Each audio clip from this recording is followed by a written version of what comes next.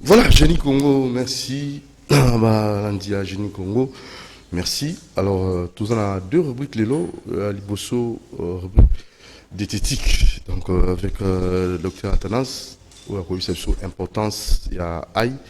Et juste après, to Koyamba, invité Nabiso, monsieur Mansanti Mandefi, autour de c'était en architecture, parce que vous savez, la journée internationale de l'architecture plutôt, il est kaki, donc il faut nécessairement pour bêta c'était sur quelle architecture il à la valable pour l'ambo Nabiso, parce que quand en architecture, ceux qui vont la monter, ça pourra comme ça vous compliquer, même sur le plan sanitaire. Alors, on va suivre.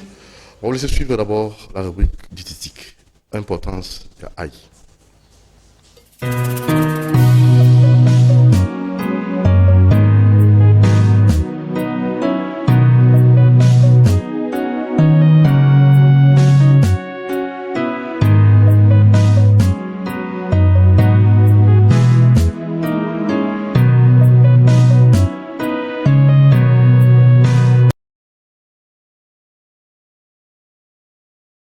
Doudou Thierry, merci Malandi aussi, il y a rubrique il y a diététique, la carte il y a Ndeko, la Jenny Congo.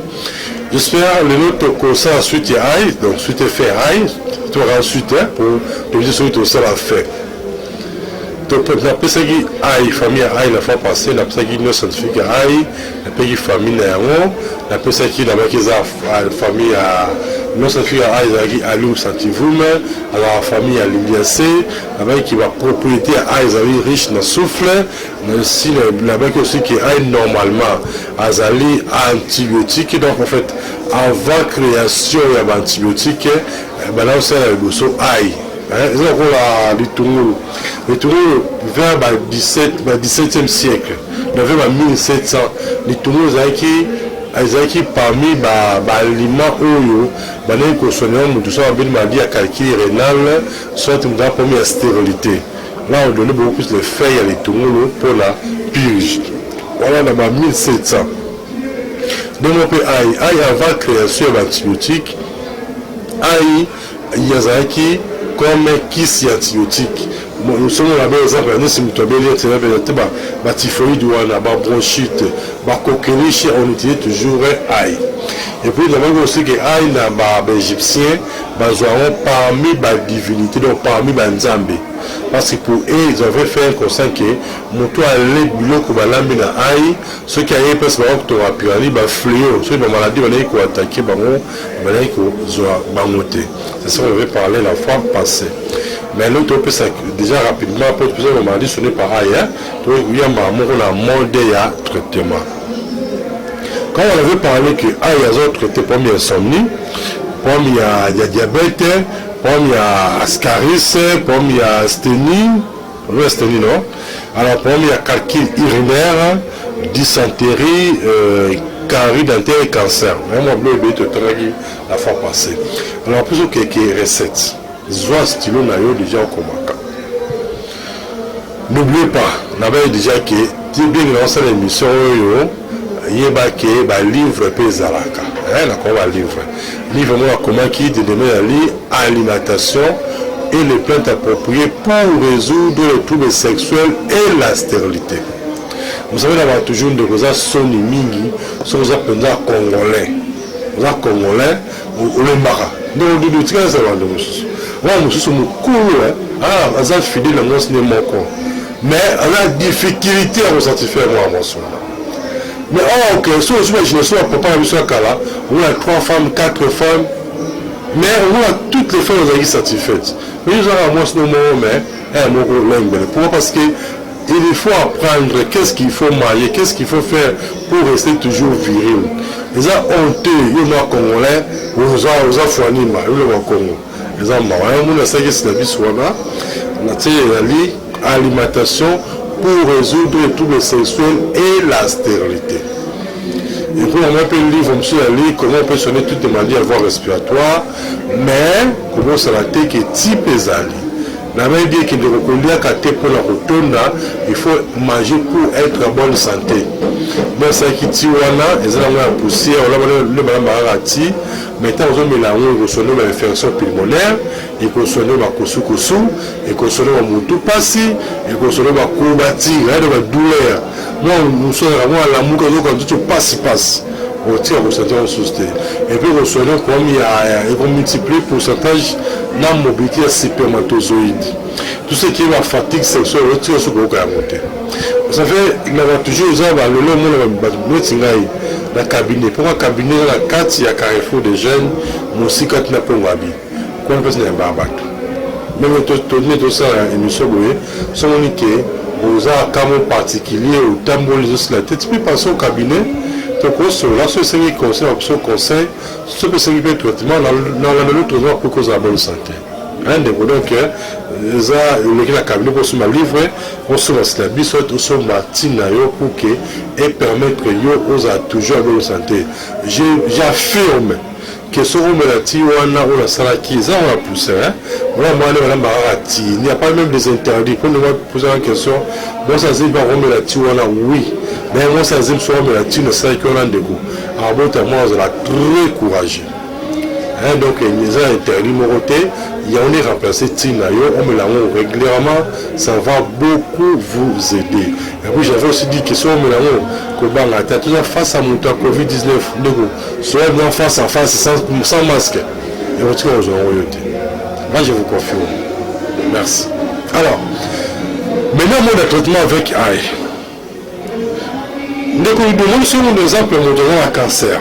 Le cancer, d'une manière générale, beaucoup de gens savent que c'est difficilement c'est la raté. Comment tout ça peut limiter? Comment tout ça va limiter? D'abord bien que AI, Azali, épices aux qui avant antibiotiques. Au cause de cas, AI ne fait que 3 fois par jour. Là, quand on dit que dans un cancer, vous allez rien perdre. Mais le cas AI n'a 3 fois par jour. Mais, sauf que, dans le cadre du diabète, nous avons ça, aujourd'hui, on a AI, quand on est pour un diabétique, quand on est aujourd'hui persil, quand on est aujourd'hui ensemble, on est encore bon, dans le cadre diabétique.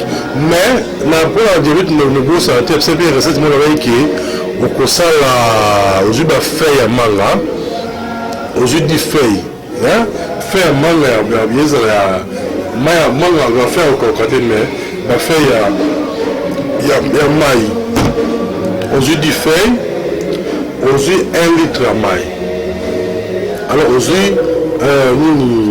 aïe ils attaquent 3 boules de aïe quand aïe mike faire à manga pas toi quand tu es pour nous attaquer tu as la carte de jour au là 1 litre à maille entier là bien pour les diabétiques mais ma belle aux amis tala sala na wapus recette a yuzo ndu yo rota théâtre rota nzembo mais tant ya kamo komi excusez nous os numéro ya de sur le gars na mission hote tant de point de hote na kamo diabète pour ça c'est moi diabète c'est ça le problème tant on peut ça comment on hote la rivière du fait ya makasa ya manga ozu ai babula ayi walozo misatu ukati aya mikem uti wala ozupe makasa no ya manga uti ozu 1 litre et okimete pendant 5 minutes. Alors quand on pose à monter ma capacité ça montre bien péter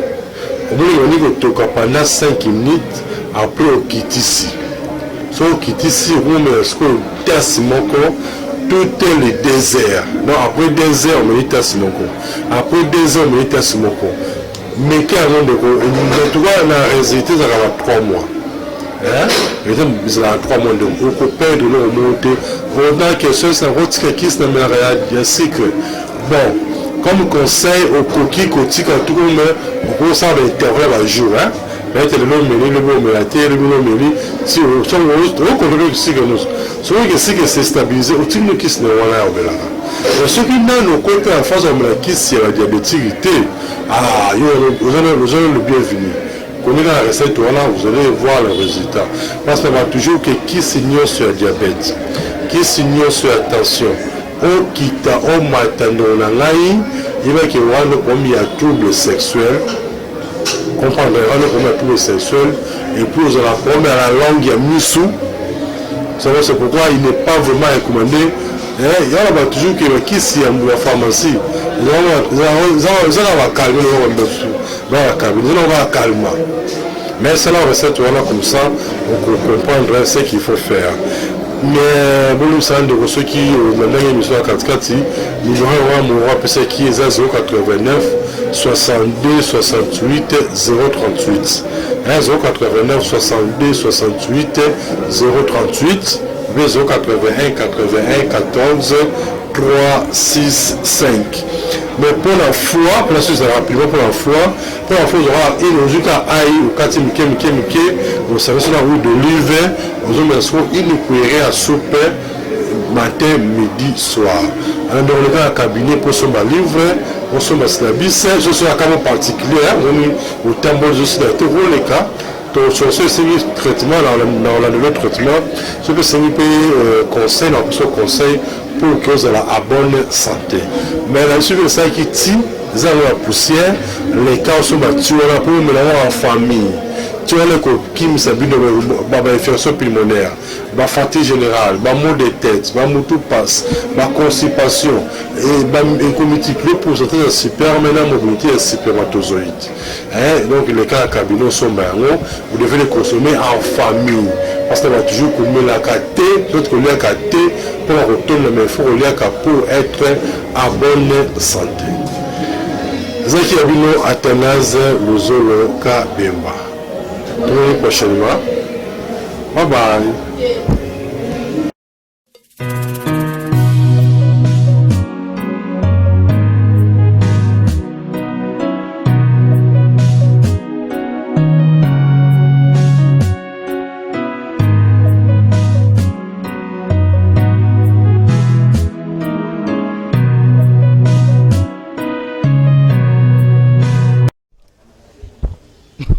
Ça c'est bien, merci beaucoup, docteur Athanase Ozosunga, merci. Et là, nous recevons pour vous notre invité, comme on avait dit, le sujet du jour, nous recevons pour vous le président de ces grands mouvements citoyens de son enfant, M. Fanfan Defimant Sentiment.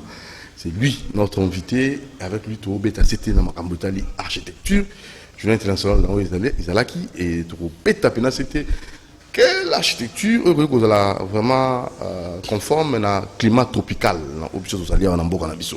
parce que bitonga mwanza bitonga tonga bilo musuta la climat aux alango climat mboka na bino pe mboka ya bino.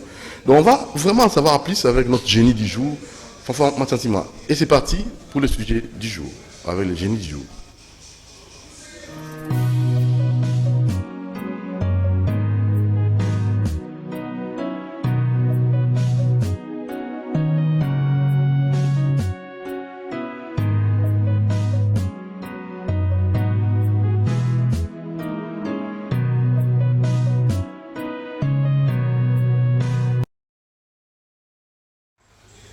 Voilà, monsieur Fanfan Matsantiment, bonjour. Bonjour, monsieur Doudou Montiré. Vous allez bien, santé, nous ça va bien? Très bien, très bien.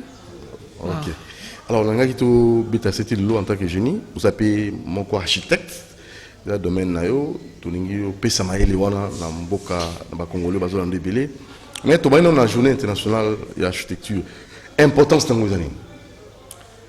D'abord, journée internationale de l'architecture, ezali journée mokoza célébrée dans le monde entier, notamment l'Union internationale des architectes et Sigawapi Ordre national des architectes ezali membre nde muta initia journée wana ezalaka à travers le monde. Pour nini ezalaki pour na vulgariser importance ya architecte to ya architecture nakati ya vie na biso ya moko na moko. Bato ebele bayebaka rôle architecte te na mikili ya poto eyebani mingi, mais biso awa na Congo, notamment en Afrique, surtout l'Afrique subsaharienne, bato ebele bayebaka rôle peu importance architecte te. yango na omoni ba travaux ebele esalemi ezotongama na ba maçon parfois bazobenga architecte ingénieur architecte aza ingénieur te ozomona biloko wana nyonso à travers journée oyo tosalaka vulgarisation bato bayeba il y a même ba journée le roi porte ouverte bato batala ba œuvre d'architecte ce que l'architecte peut faire ozomona donc c'est une façon de communiquer davantage. Très bien. C'est dans ce sens que l'Ordre national des architectes a organisé un peu Miloulou Yaye na musée national côté à Palais du Peuple wana basalaki journée à monene l'architecte belé ba répondaki présent de manière à faire promouvoir le métier il y a architecte. Ok, voilà. Mais en fait c'est comme si il y avait une autre manifestation avec M. Brunel Joseph na Ngamba on a 24 ans on a évité. Non, bon. En fait, il y a deux ONA. Non, il n'y a pas deux ONA. Le président élu, c'est Fiyun Dondoboni. Mais alors, de l'autre côté. Comme un président par élection. Brunel Joseph Abi est d'ailleurs. Non, non, qui l'a élu. Donc. Abi, l'élection, on a conseil d'État et l'Ongola Kango. C'est ça la vie. C'est toujours la justice qui doit installer les gens. C'est quand même une honte, quoi. Il y a eu les élections. C'est vrai qu'il y a des petits soucis dans la maison. Mais la vérité, même au fond de lui-même, il sait qu'il n'a pas gagné. Il sait qu'il n'a pas gagné. Donc, il ne peut pas... Bon, ça, ce sont des réalités juridiques. Magamba justice, tu as la justice. Tu as la sous-polémique, on a déjà passé. Mais c'est... Aza Kouloutou, tu as un respect, donc, on a dit que... Et à parler na biso polémique on a si là on va s'entendre à l'interne. Très bien. Alors merci. La journée internationale de l'architecture, thème international. Thème est bon, comment concevoir un habitat pour l'avenir humain? Un habitat pour l'avenir humain. Comment concevoir un habitat? Donc, c'était ça les thèmes. Pour l'avenir. Habitat, je vous en prie. Oui. Comment concevoir un habitat pour l'avenir? Un meilleur avenir. Un meilleur avenir.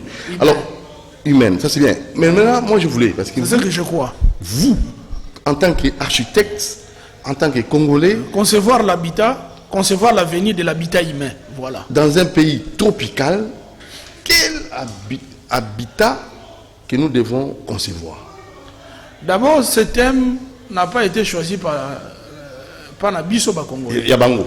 Et c'est un thème international. Pour Nabiso. Nous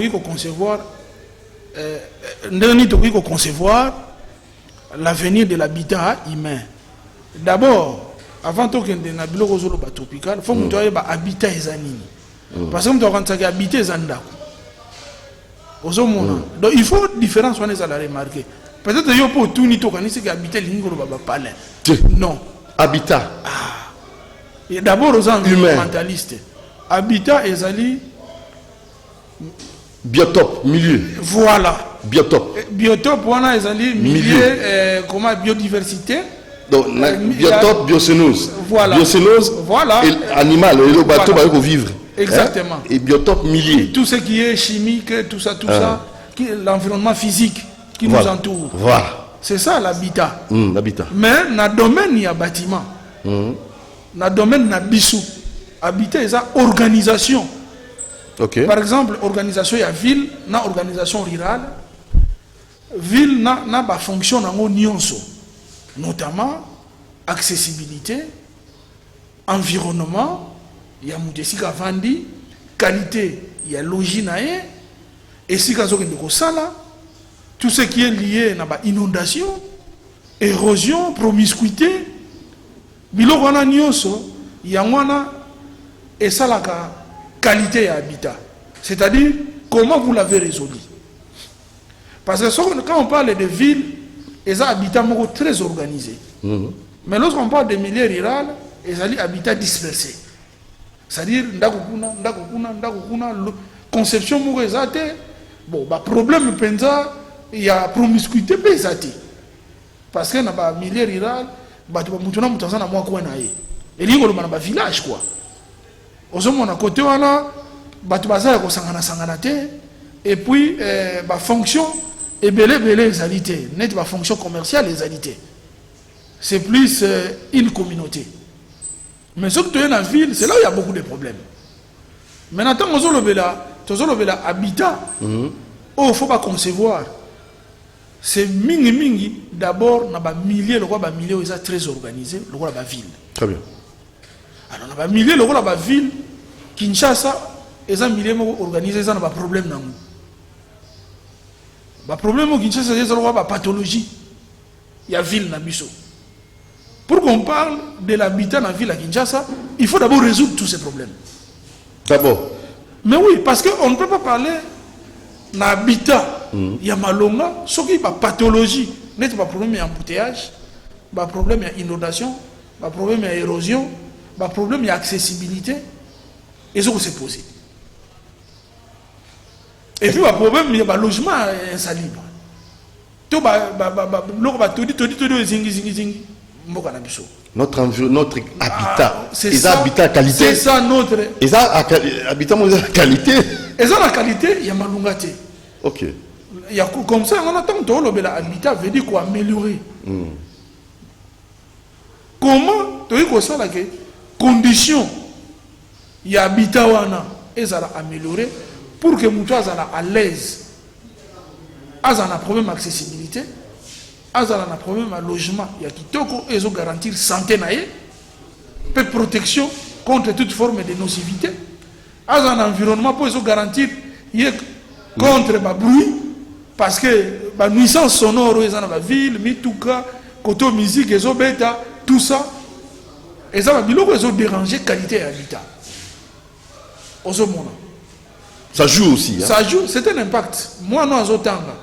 Avant de faire d'abord malunga et si ka zotanga malamu et puis ça la déranger tétan ça la ba étude naé bo vandi pe na ba déjà la logique habitat ils ont s'expliquer parce que makele là-bas raison nuire l'éducation bana et ça va pécher contre l'habitat il y a moi habitat et beaucoup de disciplines interviennent pour avoir une meilleure qualité d'habitat.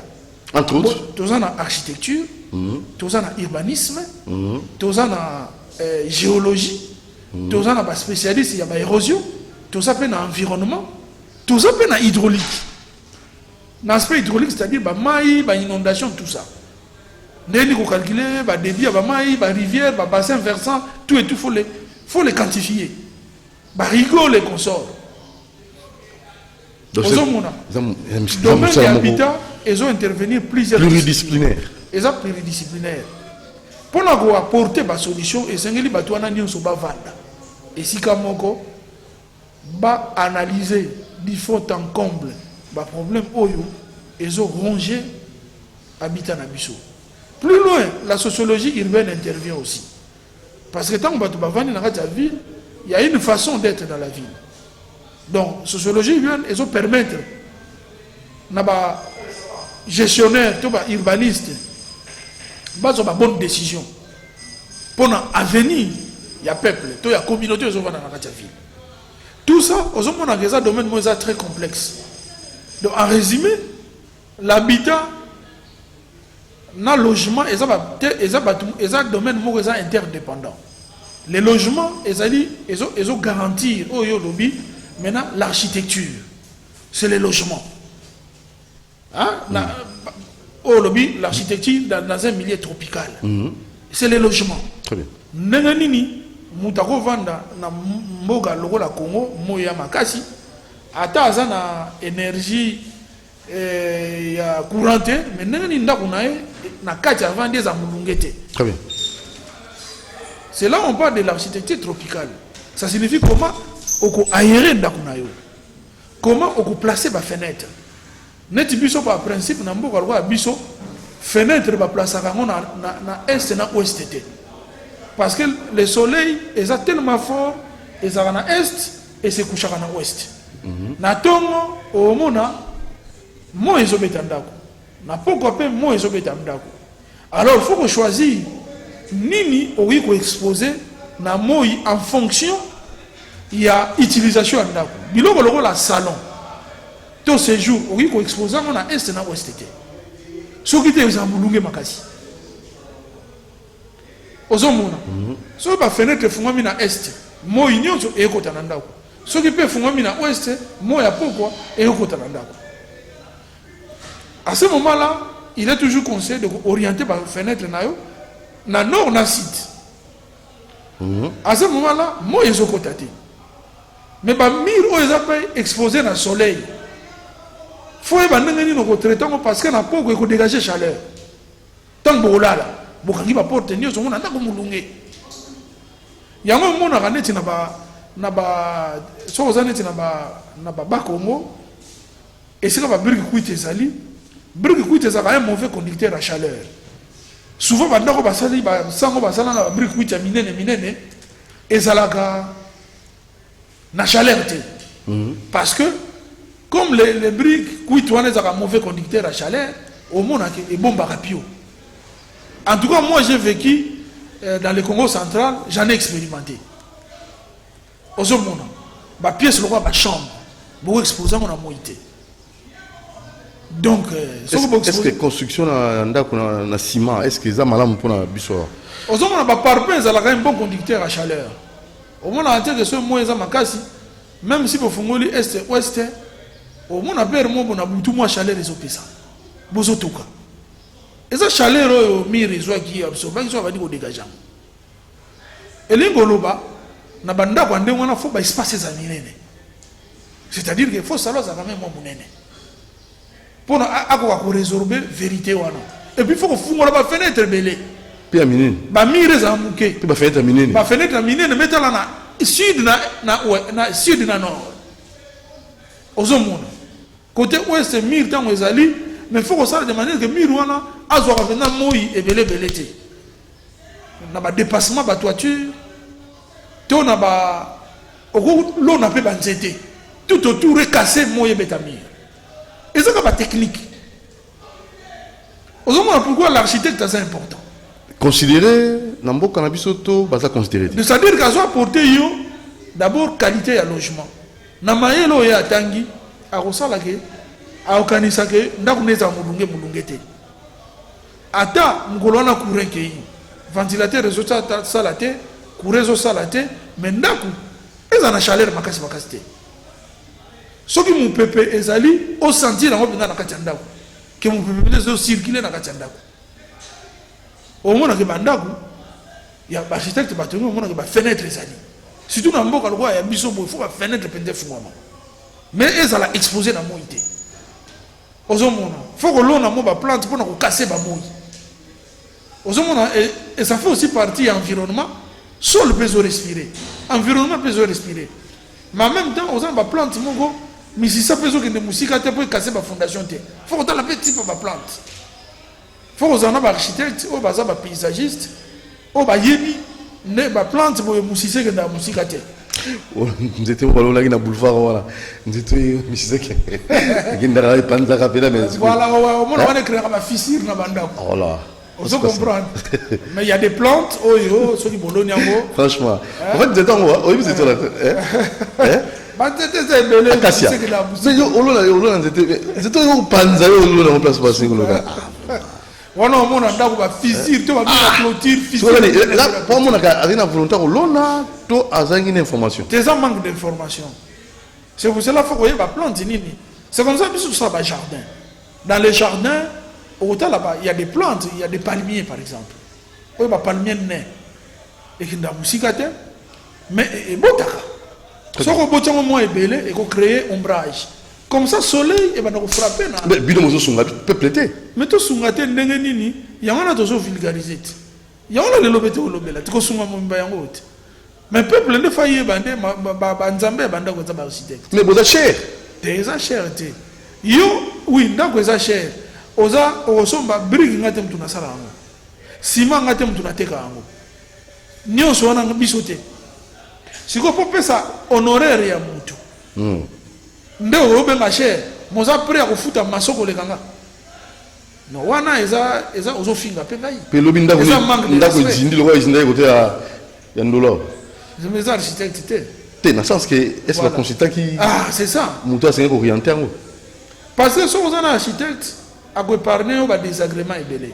N'est-ce pas comme on a dit que le gouvernement n'a pas eu et c'est au bimisi bambon on ne peut pas vous arracher à tout beaucoup de architectes mais yo mo webi ko na bimisi apesa belé mais na belé on a bimisi siko nda wango siko yo tinate qui to côté na kati ça me fait pas beau vivre. Oui, yo ko lo bakana za cher. Mais qu'est-ce que tu as comme réalité? Il y a logement. Il y a des conséquences C'est un aussi gâchis. quand les architectes bah qui vont libanda conséquences de la population sur le plan La sanitaire. réalité, il y a le ordre national des architectes et PSAMA qui va PSA Ibiso. Pour tout ça, ordre dans le secteur. Tous les partenaires, il y a gouvernement dans le secteur. Les architectes, c'est ali. Ordre les ali, tout ça là fort pour que l'ordre s'impose. Bon, tous les gens ont un petit souci dans Ibiso, mais ils ont réglé. Ils ont tous les jeunes ordre, lobby, tout régler dans la situation dans Ibiso.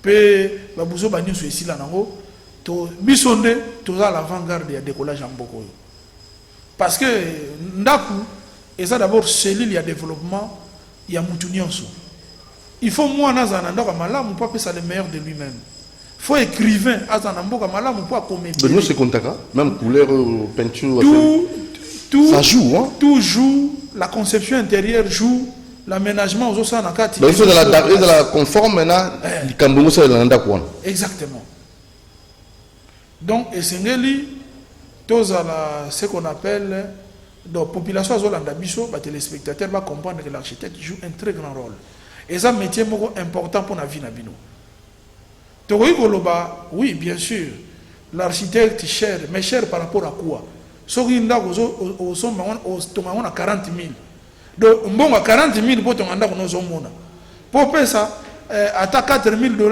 par architecte oyo a osala que 40 000 nous abuso batozo bango cher et ça n'a aucun mutema mabe tout simplement et mutema mabe je ne vois pas mutoyo azo sombeloko cher maliko futa ndeko na congolais cher mbongo tazo bakasa cher c'est justement un mauvais cœur et pourtant il est en azui 40 000 et c'est azui ba PCP mbongo so peut pas fouti est un médecin azo le biso médecin doit négliger mais tant comme confrère mususu o comme le bakasa cher en fonction à ni bon ndako eza investissement ya vie mutu musu azo tonga ndako ne eza mbongo na travailler pendant 10 ans alors aux mbongo ne mona au sazardo pe sango maçon c'est que quelque part oso comprendre vite ou bien nini ya on ba congolais toi pauvre et votre l'impact ya musa na bino oso mona na Congo le bino architecte est-ce que vous avez joué pleinement votre rôle?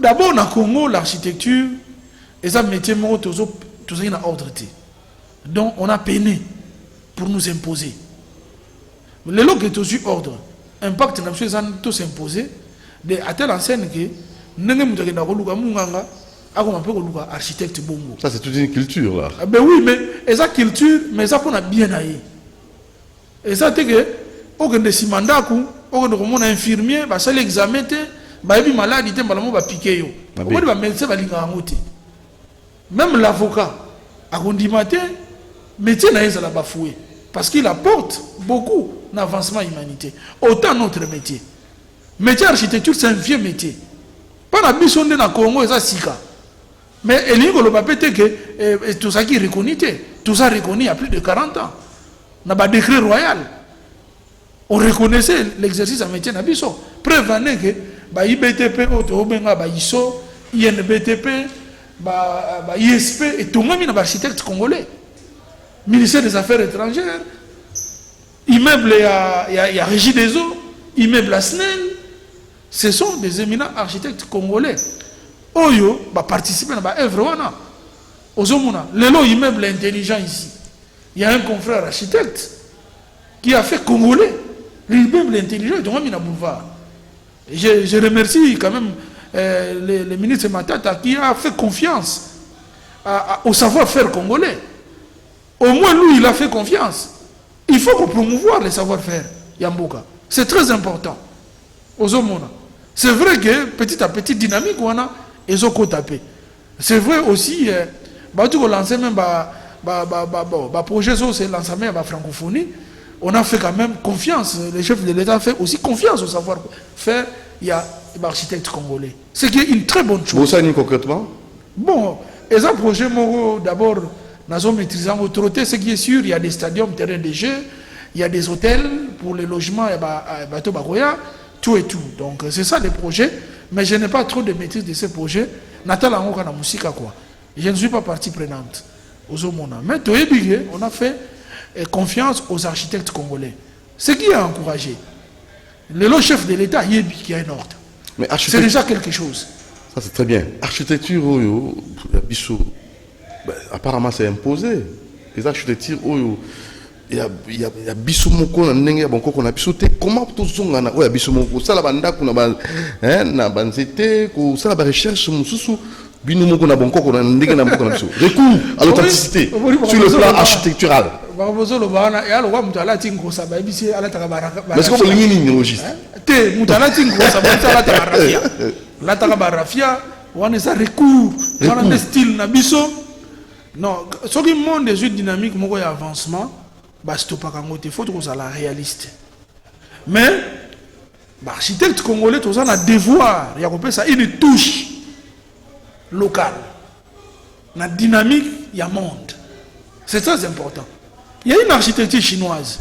Mais ce qu'on a lié en Chine, au monde que Bilo se relégué au musée. Ils sont dans la dynamique internationale. Au monde, il y a immeuble, gratte-ciel. Ce n'est pas la Chine qui a inventé ça. C'est Louis Sullivan, un Américain. Ça, c'est l'histoire d'architecture. Mais pourquoi la Chine a copié? Pourquoi le Japon a accepté ça? Parce qu'ils ont eu une avancée, certes. Dans la solution, il y a ville. La solution, il y a ville, il y a bateau belé.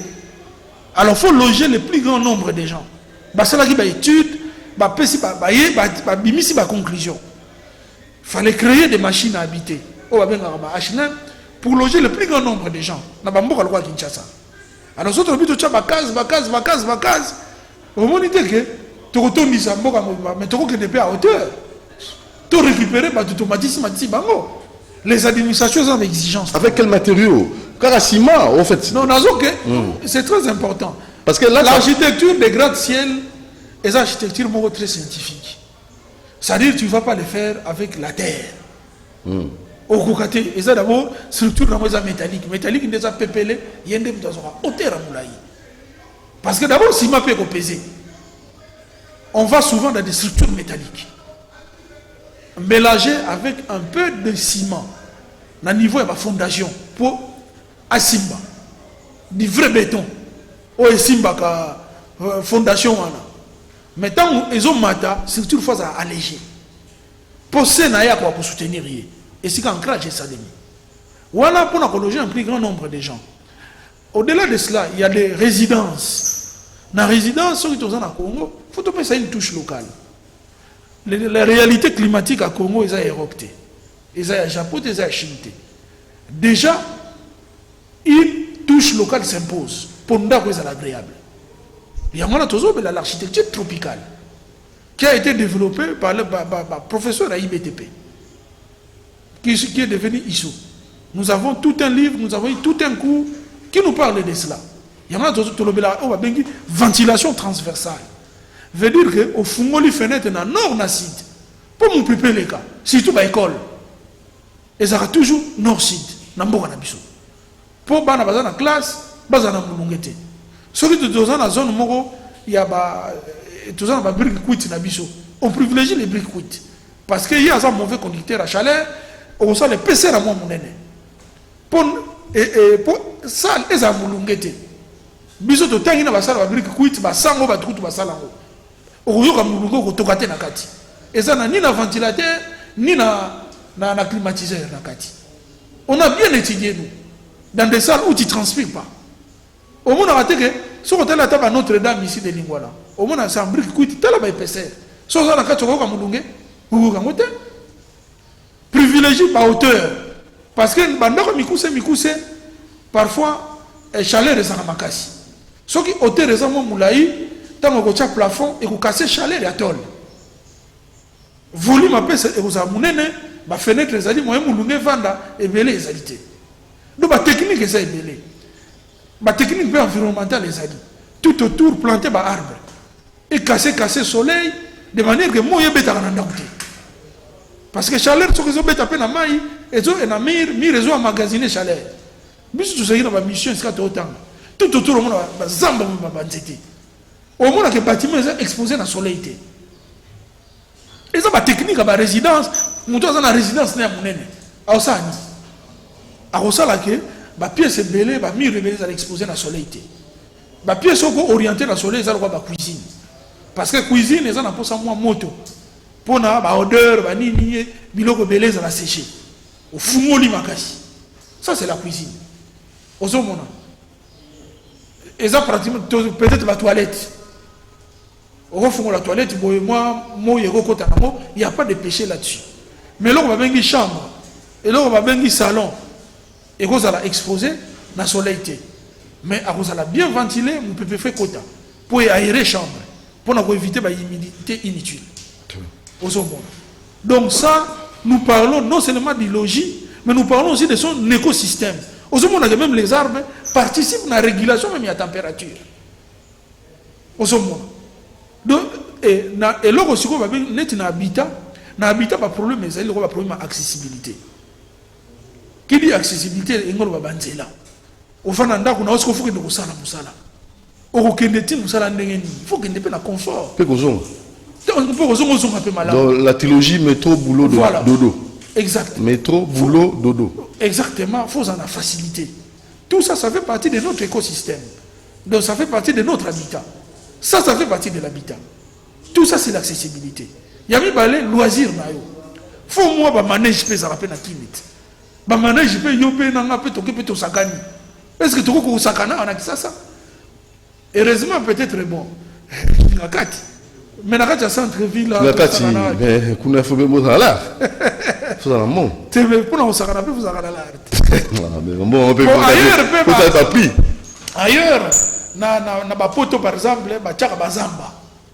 Au quotidien, vous sangani en famille, bon memi biloko na bino ko dame na palais, beaucoup tikuna na ba matuka na bino, bo vandi pe.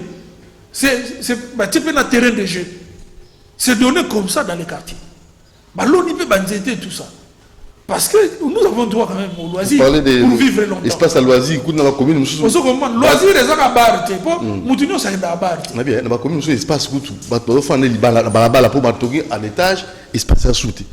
C'est ça l'habitat. Dans l'école, nous sommes ça le terrain à récréation exact. Mais maintenant, que fait le ministère de l'urbanisme et de l'habitat? C'est à lui revient toutes ces responsabilités. Moussa Nezani.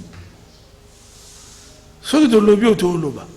Tant que nous avons tout le monde quand même, le ministre enseignement, Longo est quand même, le gars est en train de faire son boulot en tant que warrior.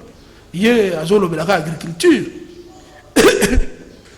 Enseignement, il y a une priorité dans l'agriculture. Mais éviter que l'agriculture, pour bien faut entrepôt, il faut l'agriculture. Ça, il a oublié. Non, nous allons donner par exemple des bourses pour ceux qui font les études d'agriculture. C'est très bien. Mais l'agriculture sans entrepôt. Et lorsque vous avez produit, il faut évacuer ces produits. Ça va prendre quelle route? Les choses vont commencer à pourrir là-bas. Ça signifie aussi, au-delà de l'agriculture, il faut faire part aussi dans le bateau, parce que dans le domaine, il y a une infrastructure, le rôle à IBTP. Il faut encourager aussi. Parce que eux aussi, c'est eux qui vont aider ces secteurs à être boostés sans piste rurale. Les bureaux là, nous comprenons souci à ça dans notre dame, mais parce que les bureaux pour la paix. Au-delà même de l'agriculture, on a pas paix, on doit goûter paix, Babylone pour la on a zamba. Bambisi paix, nous devons chasser le moyen évacuant les statés. Pêche, mais donc on ne peut pas, lorsqu'on forme, privilégier seulement un secteur. Parce qu'il y a des métiers qui sont transversaux par rapport à ce secteur-là. Notamment, les métiers infrastructure. C'est comme ça on parle des infrastructures rurales. Et moi, j'ai suivi la location des ministres, c'est-à-dire qu'il est figé autour seulement de l'agriculture. Mais l'agriculture ne peut pas se prévaloir à Zaraïe Mongo. Il faut former de très bons ingénieurs.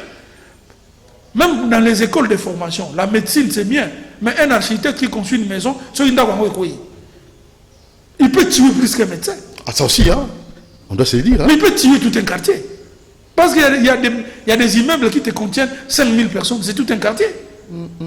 Non seulement incendie, ça ça dit que la formation dans le secteur, on a fait la formation de qualité. Très bien. Ce sont des domaines d'élite. Il y a des écoles d'architecture aussi, ça s'appelle non viables. Donc il faut pas Il ne faut pas qu'on parce que vous ne pouvez pas former des assassins. Demain, ils viendront dans l'ordre, ils viendront déranger l'ordre. Et vous déranger le secteur, et demain, vous allez encore dire, quand on a saigné, il faut que ça ait l'identification du secteur tout. Donc c'est général. L'importance, pour que on a lié, on a transversal. Tu peux bouger ceux qui te touchent au thé. Ceux qui te touchent obligatoirement. C'est déjà bon. C'est déjà bon. À continuer. L'Ongonia, parce qu'il y a une bonne volonté. Très bien. Il y a une Tony Mouabaté. Je parle de Mouindo Zagi. Ah, ok, excusez-moi. Donc, confusion, ça c'est lui, Azana Domaine. Mouindo Zagi. Mouindo Zagi. Voilà, Mouindo Zagi. Il faut en briguer. Tony Mouabaté, vous n'avez pas de décision qui peut continuer au gréver tout ça. Bon. Voilà, alors ça n'est fini pour aujourd'hui.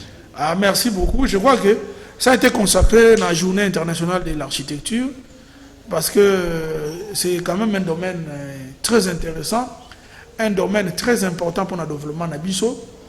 Tolinga, important. Accessibilité, faut ça la photo de la banzela est bien. Faut anticiper dans le problème d'inondation. Faut anticiper dans le problème d'érosion. Ils ont attaqué la ville à Kinshasa. Batu bazo vanda na logement vraiment il faut qu'il y ait une politique dans ce sens-là, une très grande volonté, les experts vont se réunir, il y a des domaines des hôtels à habitat pour dégager la meilleure solution pour l'avenir du Congo. Merci beaucoup. Très bien, merci M. Fanfan de Fimantantima, architecte et président mouvement citoyen de son enfant. À la prochaine occasion. Merci, à la prochaine. Allez, nous vous disons merci. Rendez-vous lundi à 22h aujourd'hui. Donc, je dois 22h pour Grand H. Ciao, portez-vous bien.